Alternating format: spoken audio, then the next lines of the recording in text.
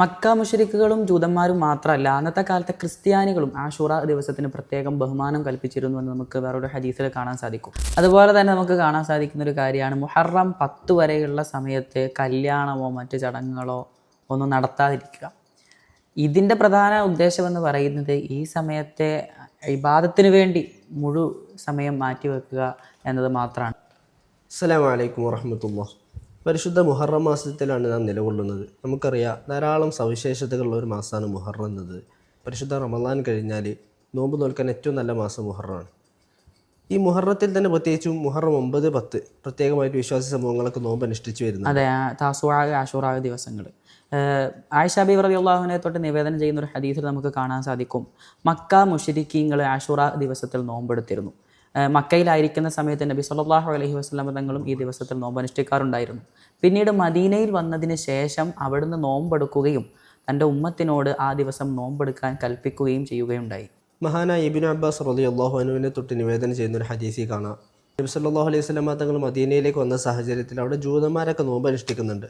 അപ്പോൾ നബി സല്ലല്ലാഹു അലൈഹി വസല്ലം തങ്ങൾ അവരോട് ചോദിക്കുന്നുണ്ട്, എന്തുകൊണ്ടാണ് നിങ്ങൾ നോമ്പ് അനുഷ്ഠിക്കുന്നതെന്ന്. അപ്പോൾ അവർ പറയുന്നത്, ഇതൊരു പുണ്യമാക്കപ്പെട്ട ദിവസമാണ്, കാരണം ബനു ഇസ്രായേലിൽ അവരുടെ ശത്രുക്കളിൽ നിന്നും രക്ഷപ്പെട്ട ദിവസമാണ്. അനുസ്മരിച്ചുകൊണ്ട് മൂസാ നബി അലൈഹി സ്വലാത്തു വസ്സലാം പ്രത്യേകമായിട്ട് നോമ്പ് അനുഷ്ഠിച്ചിരുന്നു. അതുകൊണ്ടാണ് ഞങ്ങൾ നോമ്പെടുക്കുന്നതെന്ന് പറയുമ്പോൾ നബി തങ്ങൾ അവരോട് പറയുന്നുണ്ട്, മൂസാ നബിയുമായിട്ട് നിങ്ങളെക്കാൾ കൂടുതൽ ബന്ധമുള്ളത് എനിക്കാണ്, അതുകൊണ്ട് ഞാനും അതുപോലെ തന്നെ എൻ്റെ അനുയായികളൊക്കെ നോമ്പ് അനുഷ്ഠിക്കുമെന്ന് പറയുന്നുണ്ട്.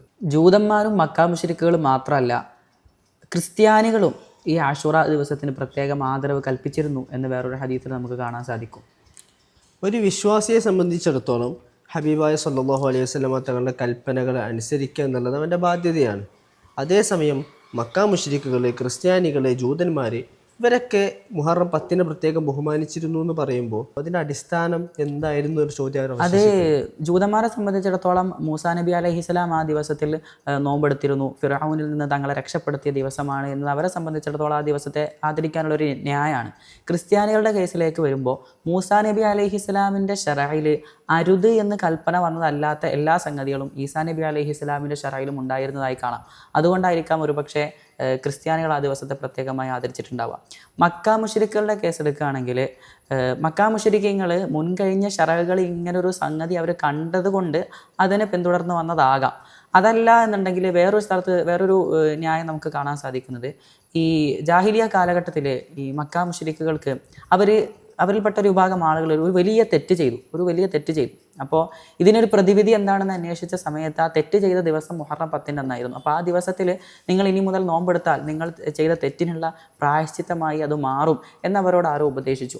അതിൻ്റെ അടിസ്ഥാനത്തിലാണ് അവർ നോമ്പെടുത്ത് തുടങ്ങിയത് എന്ന് നമുക്ക് കാണാൻ സാധിക്കും. കൂട്ടരൊക്കെ മുഹറം 10 വളരെയധികം ബഹുമാനിച്ചിരുന്നു എന്ന് പറയുമ്പോൾ മുഅ്മിനീങ്ങളായ നാം അവരിൽ നിന്നൊന്നുകൂടി വ്യതിരിക്തമാകാൻ വേണ്ടിയിട്ടാണ് നബി സല്ലല്ലാഹു അലൈഹി വസല്ലമ തങ്ങൾ മുഹറം 9 കൂടി നോമ്പ് അനുഷ്ഠിക്കാൻ നമ്മോട് കൽപ്പിച്ചത്.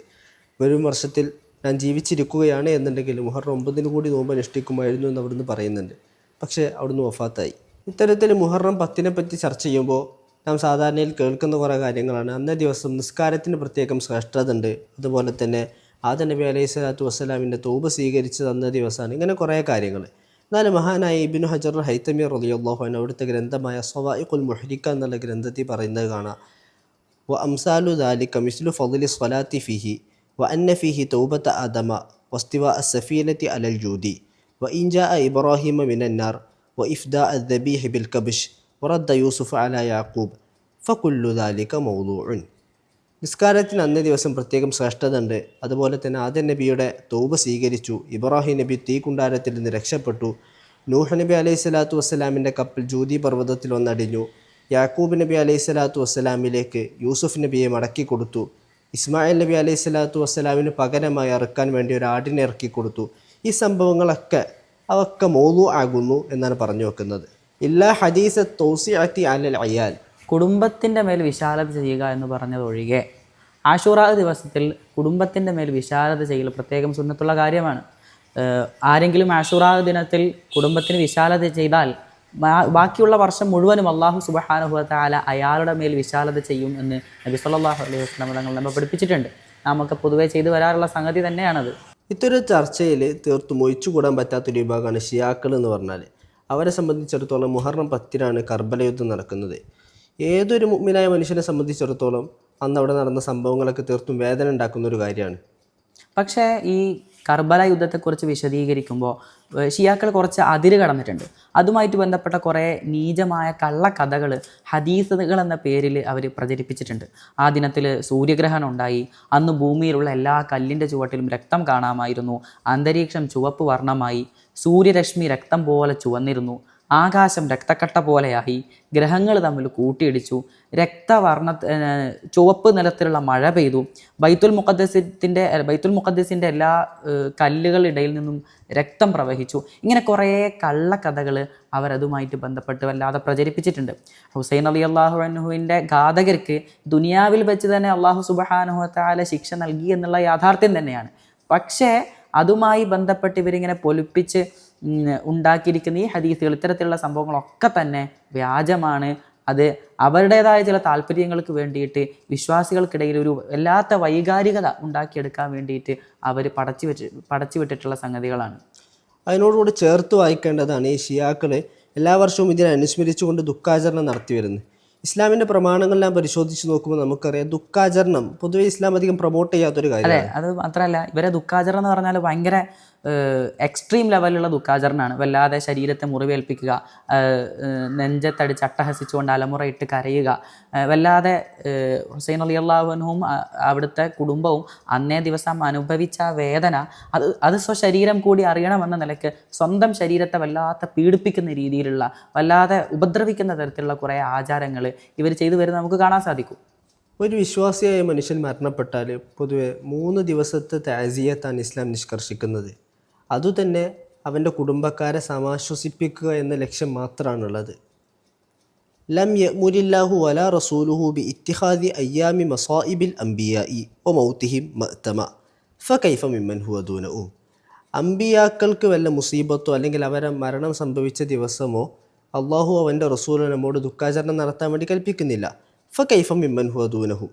പിന്നെ എങ്ങനെയാണ് ബാക്കിയുള്ളവരുടെ കേസിൽ ഇക്കാര്യം ശരിയാകാമെന്നാണ് മഹാനായ സുയൂത്തി ഇമാം അവിടുത്തെ അൽ ഹാവീലിൽ ഫത്താവ എന്ന ഗ്രന്ഥത്തിൽ നമ്മോട് ചോദിക്കുന്നത്. അതെ, യഥാർത്ഥത്തിൽ ദുഃഖാചരണം നടത്തുക എന്നുള്ള സംഗതിക്ക് ഇസ്ലാമിൽ യാതൊരുവിധ അടിസ്ഥാനവും ഇല്ല.